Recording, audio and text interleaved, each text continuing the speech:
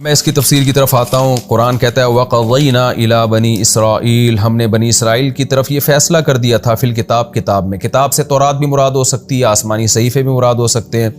وہ کہہ دیا تھا لَتُفْسِدُنَّ فِي الْأَرْضِ مَرَّتَيْنِ، کہ تم زمین میں 2 دفعہ فساد مچاؤ گے۔ یہاں بہت بڑا فساد مراد ہے، کیونکہ چھوٹے موٹے فسادات پر اللہ کی طرف سے سزا بھی چھوٹی موٹی ملتی ہے۔ اچھا، اللہ نے لکھ دیا تھا کہ کیا مطلب ہے؟ یہ ایسے ہی ہے جیسے ہمارے پیغمبر صلی اللہ علیہ وسلم نے ہمیں بتا دیا نا فیوچر کے بارے میں، کچھ باتیں ہوں گی، عیسیٰ ابن مریم نازل ہوں گے، تمہاری لڑائی ہوگی، فلاں سے ملحمہ کبریٰ ہوگا، جو قیامت کی علامات ہیں۔ تو اللہ نے تورات میں بھی بنی اسرائیل کو بتا دیا تھا کہ تم بدعمالیاں کرو گے جس کی تمہیں یہ سزا ملے گی، پھر تم دوبارہ بدعمالی کرو گے، پھر اس کی دوبارہ تمہیں یہ سزا ملے گی۔ تو وہ کیا لکھ دیا تھا اللہ تعالیٰ نے؟ لَتُفْسِدُنَّ فِي الْأَرْضِ مَرَّتَيْنِ، کہ تم زمین میں 2 دفعہ سرکشی کرو گے، یعنی یہ اسلام سے پہلے پہلے۔ اس سرکشی سے وہ سرکشی مراد ہے جو اسلام کے دنیا میں آنے سے پہلے پہلے ہوگی۔ ایک سرکشی وہ جو حضرت عیسیٰ علیہ السلام کی مخالفت میں تھی، اور ایک سرکشی وہ جو حضرت موسیٰ علیہ السلام کی مخالفت میں تھی، یعنی دین موسوی کی مخالفت کی انہوں نے، جس کی تفصیل میں بتا چکا ہوں کہ تم زمین میں 2 دفعہ فساد پھیلاؤ گے اور تم بہت بڑی سرکشی کرو گے زمین میں۔ زنا پھیلنے لگا تھا، شراب اور لوگوں پہ ظلم زیادتی۔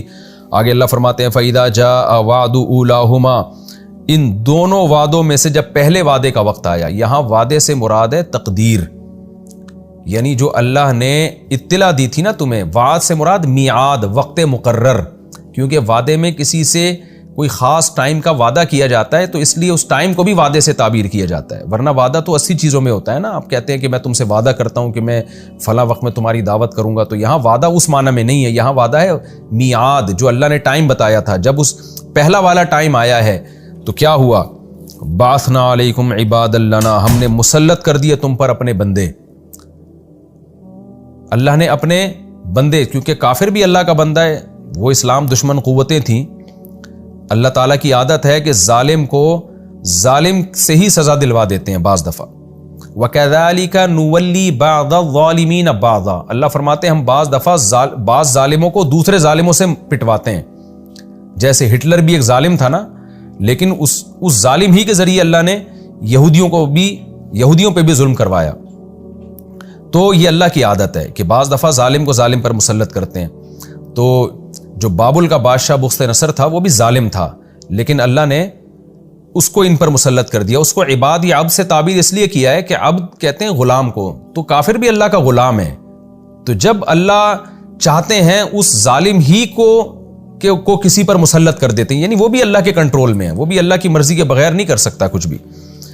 فرمایا ہم نے اپنے بندوں کو مسلط کیا، اولی باسن شدید، جو بہت سخت لڑائی والے تھے، یعنی جو بابل کا بادشاہ بخت نصر تھا بڑی شدید لڑائی والا تھا۔ فجاسو خلال الدیار، وہ گھروں کے بیچ میں گھس گئے، یعنی اتنی زبردست فتح ہوئی ان کو، اور ایسی سخت انہوں نے لڑائی کی ہے کہ میدانوں میں لڑائی نہیں بلکہ آبادیوں کے اندر گھروں کے بیچ میں گھس کے قتل و غارت کرنے لگے۔ وکان وعدن، اور یہ ایک ایسا مقرر وقت تھا، مفعولا، جو ہو کے رہنا تھا۔ یعنی اللہ تعالیٰ نے جب بتا دیا تھا کہ یہودی فساد کریں گے، یہ سزا ملے گی، تو اس نے ہو کے رہنا تھا، اور وہ ہو کے رہا۔ ثم رددنا لکم الکرۃ علیہم، پھر ہم نے تمہارے لیے مدد کی، لوٹایا ہم نے تم کو کرہ باری کو، علیہم، ان کے خلاف، یعنی جو تمہاری دشمن قوم تھی نا بخت نصر، پھر ہم نے اب باری کو چینج کیا اور ہم نے کہا تمہارے ذریعے سے ہم ان کو سزا دلوائیں گے، یہ بھی تو ظالم لوگ ہیں نا، اور تمہاری اب مدد کریں گے کیونکہ تم نے توبہ کر لی ہے۔ تو ہم نے پھر کیا کیا اس کے لیے؟ وَأَمْدَدْنَاكُمْ بِأَمْوَالٍ، ہم نے مدد کی تمہاری مالوں کے ذریعے، وَبَنِينَ، اور بیٹوں کے ذریعے۔ بیٹوں کے ذریعے مدد کا مطلب یہ بھی ہو سکتا ہے کہ اللہ نے یہودیوں کی نسل بڑھائی۔ جب بابل شہر میں یہودی جا کے آباد ہوئے نا تو ان کی نسل بہت تیزی سے بڑھی ہے، تو ظاہر آبادی کا ریشو جب کسی قوم کا بڑھتا ہے تو وہ پاور میں آ جاتی ہے۔ جو حکمران قوم تھی ان کی آبادی کا ریشو کم ہوا اور یہودیوں کی آبادی کا ریشو بڑھ گیا، جس کا نتیجہ یہ نکلا کہ جب ایران کے بادشاہ نے حملہ کیا ہے بابل پر اور بخت نصر کے خلاف، تو یہودی اتنی بڑی تعداد میں تھے، انہوں نے ایرانیوں کی مدد کی، اور اللہ نے افرادی قوت کی وجہ سے بخت نصر کی حکومت کا خاتمہ کر دیا۔ یہ بھی مطلب ہو سکتا ہے، اور یہ بھی مطلب ہو سکتا ہے کہ جو قیدی یہودیوں کے قید ہوئے تھے وہ اللہ نے چھڑوا دیے، جس کے نتیجے میں ان کی افرادی قوت بڑھ گئی۔ وَأَمْدَدْنَاكُمْ بِأَمْوَالٍ وَبَنِينَ وَجَعَلْنَاكُمْ أَكْثَرَ نَفِيرًا، اور ہم نے تمہیں زیادہ بنا دیا نفر کے اعتبار سے. نفر بھی افراد کو کہتے ہیں، افرادی قوت ہم نے بہت کر دی. تو زیادہ مفسرین اسی طرف گئے ہیں کہ آبادی کا ریشو بڑھا دیا، بہت زیادہ ان کی اولادیں ہوئی، بچے ہوئے، جس کے نتیجے میں جوانوں کا ریشو بہت زیادہ ہو گیا، اور پھر ان کی آبادی بہت زیادہ بڑھ گئی، تو اس کے نتیجے میں ان کو قوت اور طاقت مل گئی. ان احسنتم احسنتم لانفسکم. آگے اللہ فرماتے ہیں اگر تم اچھا عمل کرو گے، یعنی ہم نے یہ سب باتیں لکھ دی تھی پہلے کہ اگر تم عمل اچھا کرو گے تو احسنتم لانفسکم، تو تم اپنے ہی فائدے کے لیے کرو گے. اب دیکھو تم نے توبہ کر کے اچھا عمل شروع کر دیا نا، تو اللہ نے ایران کے بادشاہ کے ذریعے بخت نصر کو، بابل کی حکومت کا خاتمہ کیا، اور تمہیں اللہ نے نجات دے دی. تمہارے اچھا عمل تمہارے ہی فائدے میں جا رہا ہے. وَإِنْ أَسَأْتُمْ فَلَهَا، اور اگر تم برا کرو گے، فلاحا، تو یہ بھی لِأَنفُسِكُمْ، تمہارے ہی نفس کے لیے یہ برائی بھی، یعنی اس کا نقصان بھی تم اٹھاؤ گے جیسے کہ تم نے اٹھایا. فَإِذَا جَاءَ وَعْدُ الْآخِرَةِ، پس جب دوسرا وعدہ آیا ہمارا، یعنی ایک دفعہ تمہیں بخت نصر سے نجات ملی، شام میں جا کے دوبارہ آباد ہوئے، پھر بدعمالیوں کی طرف تم مائل ہوئے، تو اس کو اللہ نے دوسرا وعدے سے تعبیر کیا ہے، یعنی دوسرا وقت مقرر آیا تاکہ لیسوء وجوہکم، تاکہ تمہارا دشمن تمہارے چہروں کو بگاڑ دے.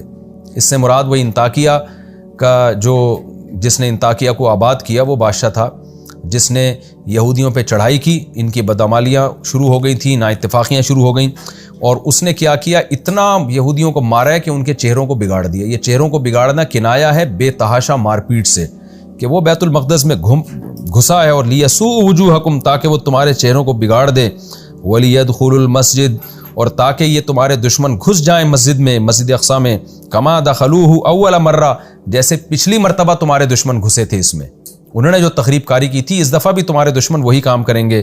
وَلِيُتَبِّرُوا، اور تاکہ یہ لوگ تباہ و برباد کر دیں، ماں، ہر اس چیز کو، عَلَوْا، جس پر یہ غالب آئیں، تتبیرہ، بالکل تباہ و برباد. یعنی ایسا لگتا ہے کہ یہ دوسرا جو واقعہ ہوا ہے نا، یہ پہلے سے بھی زیادہ خطرناک تھا، کیونکہ قرآن نے اس کو زیادہ اہتمام سے بیان کیا ہے. آگے اللہ تعالیٰ فرماتے ہیں، اب یہ اس کے بعد پھر میں نے آپ کو بتایا کہ پھر رومیوں کی، اٹلی کے جو بادشاہ تھے، جو بھی آتش پرست لوگ تھے، ان کی بیت المقدس پہ اور شام پہ حکومت قائم ہو گئی، اور پھر تقریباً 150 سال کے بعد اللہ نے حضرت عیسیٰ علیہ السلام کو پیدا کیا. آگے اللہ فرماتے ہیں عسیٰ ربکم ان یرحمکم. اللہ نے یہ بات بھی لکھ دی، یہ سب باتیں وہی چل رہی ہیں جو لکھی ہوئی ہیں، کہ امید ہے کہ تمہارا رب تم پر رحم کرے گا. یعنی ابھی بھی رحمت کا ایک آپشن تمہارے لیے باقی رکھا اس نے. وہ کیا ہے؟ اس میں اشارہ ہے کہ اب نئے حضرت عیسیٰ علیہ السلام پر ایمان لے کر آؤ، اور جب محمد صلی اللہ علیہ وسلم دنیا میں آئیں تو ان پر ایمان لے کر آؤ، پھر اللہ تم پر رحم کرے گا، پھر مسلمانوں کے ساتھ ملا کے اللہ تمہاری حکومتوں کو دوبارہ قائم کرے گا. لیکن آگے اللہ فرماتے ہیں وَإِنْ عُدْتُمْ عُدْنَا، اگر تم نے دوبارہ وہی بدعمالیاں شروع کی، وہی زمین میں فساد شروع کیا. دیکھیں، فساد ایک خاص نوعیت کی بدعملی کو کہتے ہیں، ایسی بدعملی جس میں لوگوں پہ ایک تو گناہ ہے نا انسان کا پرسنل، ایک شراب پی رہا ہے، زنا کر رہا ہے، ایک یہ فساد ہے. ایک ہے کہ سازشیں کر کے زمین کا امن خراب کرنا. تو ایسا معلوم ہوتا ہے یہودی صرف انفرادی بدعملی میں مبتلا نہیں تھے، اجتماعی ایسی بدعملی جس سے زمین کا فساد تباہ ہو رہا ہو، حب مال، حب جاہ، اور لوگوں پہ ظلم، اس قسم کی برائیاں ان میں آ گئیں. تو اللہ فرماتے ہیں وَإِنْ عُدْتُمْ عُدْنَا، ہم نے یہ بھی لکھ دیا تھا کہ اگر تم دوبارہ لوٹے تو ہم بھی دوبارہ لوٹیں گے. کیا مطلب؟ اسی نوعیت کی سزا دیں گے جو پہلے ہم دے چکے ہیں، جو بخت نصر کے ذریعے اور رومیوں کے ذریعے اور انطاکیہ کے ذریعے تمہیں ہم سزا دے چکے ہیں، کہ کس طرح لوگوں نے تمہیں مارا. دیکھیں قرآن کی یہ کیسی بلاغت ہے اور کیسی پیش گوئی ہے.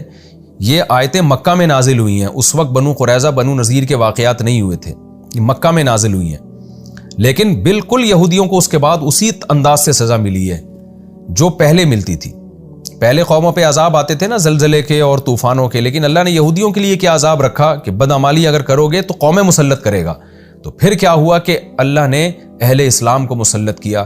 یہودیوں نے مسلمانوں کے ساتھ 2 نمبریاں اور غداریاں شروع کر دی. آپ صلی اللہ علیہ وسلم جب مدینہ گئے تو آپ نے یہودیوں سے کوئی چھیڑ چھاڑ نہیں کی. ٹھیک ہے، تم اپنے مذہب کو فالو کر رہے ہو، ہم پر ایمان لے آؤ، گواہی دو. نہیں لاتے تو تمہاری کوئی دشمنی نہیں ہے، بلکہ آپ نے بنو قریظہ، بنو نذیر اور اس کے علاوہ بھی یہودیوں کے جتنے قبائل تھے سب سے ایگریمنٹ کیے.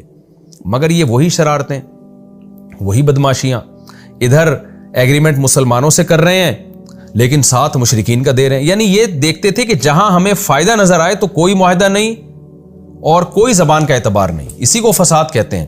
مشرکین مکہ میں ایک چیز تھی، معاہدوں کی پابندی. جو زبان سے کہہ رہے ہیں وہی دل میں.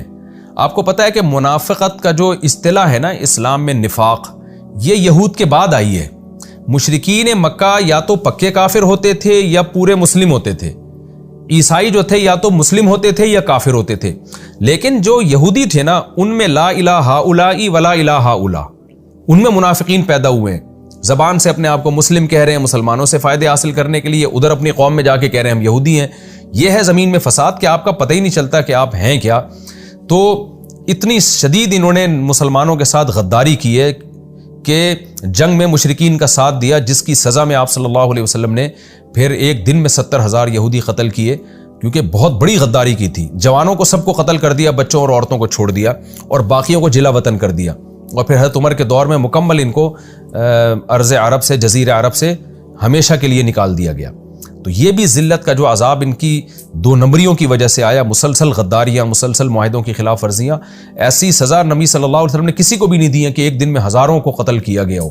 مشرکین مکہ کو آپ نے عام معافی کا اعلان کر دیا تھا، تو اس کے بعد بہت سو کو جلا وطن کر دیا. تو یہ اللہ کی ان آیتوں کی طرف اشارہ اللہ نے پہلے کر دیا کہ وَإِنْ عُدْتُمْ عُدْنَا، اگر تم نے دوبارہ وہی حرکتیں کی تو ہم پھر دوبارہ تمہیں وہی سزا دیں گے جو پہلے دے چکے ہیں.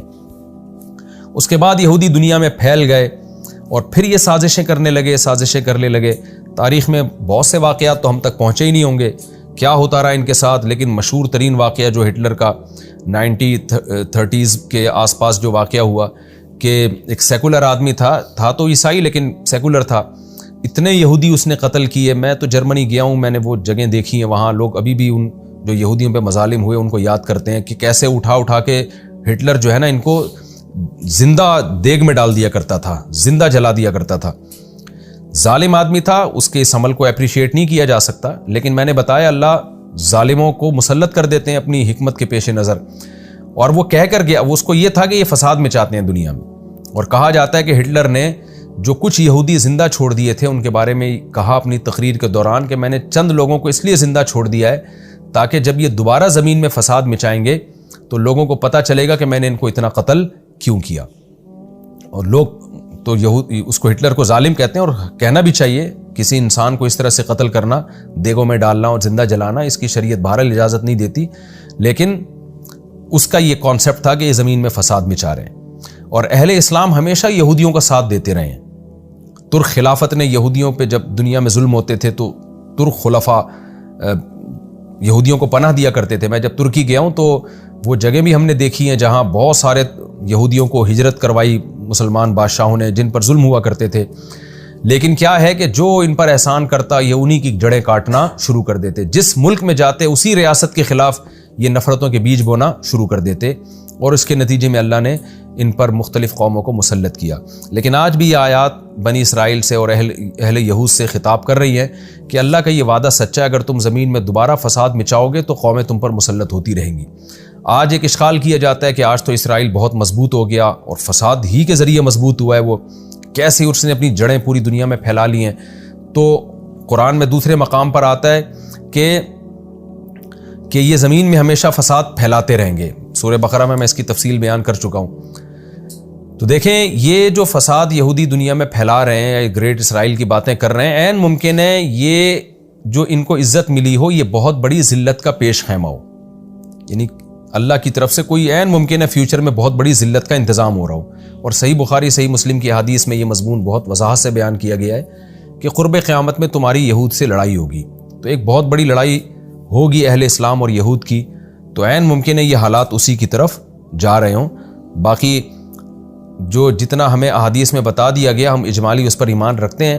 اس کی ڈیٹیل ہمیں بتائی وہ ہم ڈیٹیل سے بات کر سکتے ہیں، جو نہیں بتائی گئی اس پر ہم بات نہیں کر سکتے. تو ہمیں یہ تو بتایا گیا ہے کہ یہود اور اسلام کی بڑی لڑائی ہوگی دنیا میں. حضرت عیسیٰ علیہ السلام یہود کے خلاف لڑائی کریں گے، مگر عیسیٰ علیہ السلام نازل کب ہوں گے، حضرت مہدی کب آئیں گے، دجال جو یہودیوں کا ایک نجات دہندہ سمجھا جائے گا وہ کب ظاہر ہوگا، یہ تمام چیزیں احادیث میں مبہم رکھی گئی ہیں.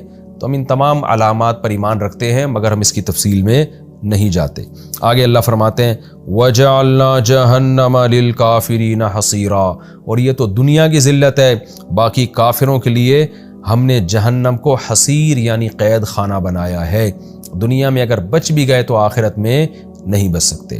تو دیکھیں اس قرآن سے ہمیں یہ بھی پتہ چلتا ہے کہ اللہ کو نہ کسی قوم سے ذاتی بغض ہے نہ محبت۔ اگر یہود نے اللہ کی نافرمانی کی اور اللہ نے دوسری قوموں کو مسلط کر کے ان کو مارا تو مسلمان بھی کوئی اللہ کے لاڈلے نہیں ہے۔ ان آیتوں سے ہمیں بھی ڈرنا چاہیے کہ اگر ہم من حیث القوم خدا کی نافرمانی اور بغاوت میں جائیں گے تو یہ سمجھ لیں کہ ہم کبھی بھی ترقی نہیں کر پائیں گے۔ آج ہماری عدالتوں میں غیر اسلامی قوانین بن رہے ہیں، ہم سمجھتے ہیں کہ اس سے ہم ترقی کر لیں گے۔ خوب سمجھ لیں مسلمان کی ترقی کے اصول کچھ اور ہیں، غیر مسلم کے ترقی کے اصول کچھ اور ہیں۔ مسلمان قومیں اگر اسلام کو چھوڑیں گی تو کبھی بھی ترقی نہیں کر پائیں گی۔ اگر وہ ترقی ہوگی بھی تو وہ ایک تنزل کا اور ذلت کا بہت بڑا پیش خیمہ ہوگی وہ۔ تو ان آیتوں سے ہمیں بھی عبرت حاصل کرنی چاہیے۔ آگے اللہ تعالیٰ یہ تمام مضامین بیان کر کے بتاتے ہیں ان ھذا القرآن، بے شک یہ قرآن ہے، یہدی للتی ہی اقوم، یہ وہ راستہ بتاتا ہے جو سیدھا راستہ ہے۔ یہ بتا رہے قوم کے عروج و زوال کے واقعات اور صحیح طرف تمہیں گائیڈ کر رہا ہے۔ وَيُبَشِّرُ الْمُؤْمِنِينَ الَّذِينَ يَعْمَلُونَ الصَّالِحَاتِ، اور یہ خوشخبریاں سناتا ہے ان مومنین کو جو نیک اعمال کرتے ہیں۔ جیسے اللہ نے یہودیوں کو بتایا تھا اچھا عمل کرو گے تو اللہ دنیا اور آخرت دونوں نوازے گا، تو یہ خوشخبریاں سنا رہا ہے۔ اَنَّ لَهُمْ أَجْرًا كَبِيرًا، وہ خوشخبری کیا ہے کہ ان کے لیے بہت بڑا اجر ہے۔ وَأَنَّ الَّذِينَ لَا يُؤْمِنُونَ بِالْآخِرَةِ أَعْتَدْنَا لَهُمْ عَذَابًا أَلِيمًا، اور یہ قرآن یہ بھی بتاتا ہے کہ جو لوگ آخرت پر ایمان نہیں لے کر آتے ہم نے ان کے لیے دردناک